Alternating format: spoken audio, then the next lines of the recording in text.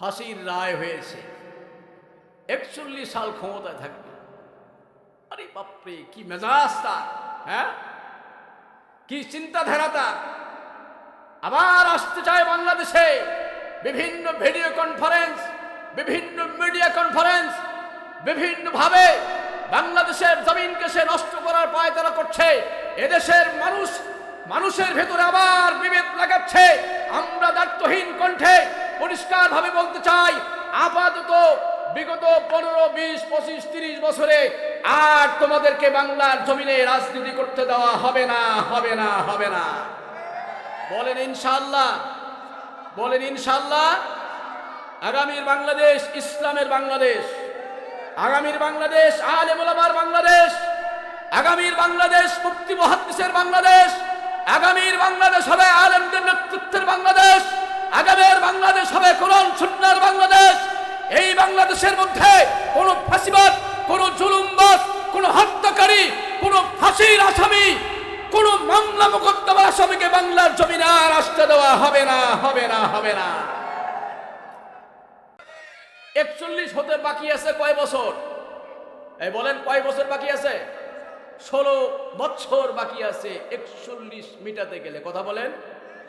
এই 16 বছর আগেই লেডি ফেরাউন বাংলার জমিন থেকে আল্লাহ তাআলা বিদায় করে দিয়েছেন। চিৎকার দিয়ে আল্লাহু আকবার। আজকে আমাদের আনন্দের দিন। কথা বলেন। ও আমাদের অনেক জ্বালিয়েছে, অনেক নির্যাতন করেছে, অনেক আলেম নিধন করেছে, অনেক আলেমকে বন্দিশালা নিক্ষিপ্ত করেছে, আলেমদের হত্যা করেছে, রক্তাক্ত করেছে, হেফাজত মেরেছে, বিডিআর মেরেছে, ছাত্রর হত্যা যজ্ঞ ঘটিয়েছে। এদেশের চৌকস সেনা অফিসারকে বাংলার জমিন থেকে হত্যার মধ্য দিয়ে বিদায় করেছে। এই লেডি ফেরাউন আজকে বাংলার জমিন থেকে বিদায় হয়েছে। এই জন্য আজকে বাংলা ভাষাভাষী মানুষ গোটা পৃথিবীতে যারা রয়েছেন সকলের জন্য আনন্দের দিন। জোরে বলা যাবেন আল্লাহু আকবার।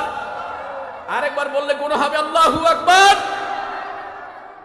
কোন একদিন এদেশের আকাশে কালিমার পতাকা দুলবে,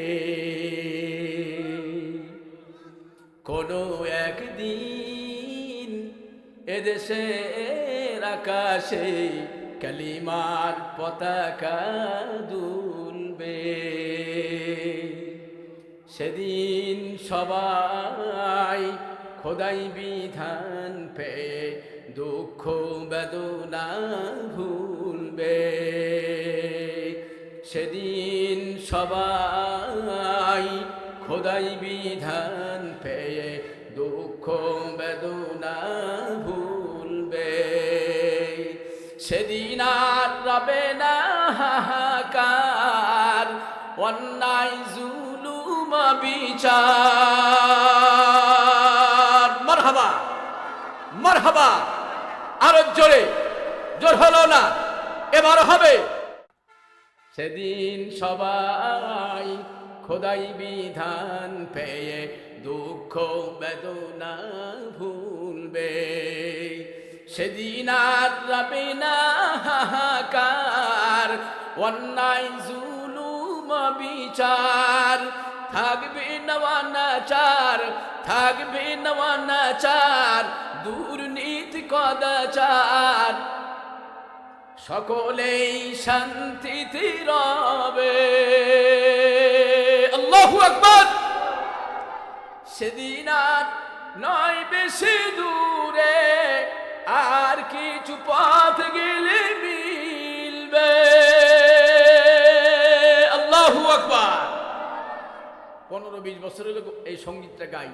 এখন স্বপ্নে দেখছি আগামীর বাংলাদেশ হবে আলেম ওলামার বাংলাদেশ। আল্লাহু আকবার। আল্লাহ তাআলা যেন কবুল করে, বলেন আমিন। আর একটু আস্তে আস্তে বলেন আমিন।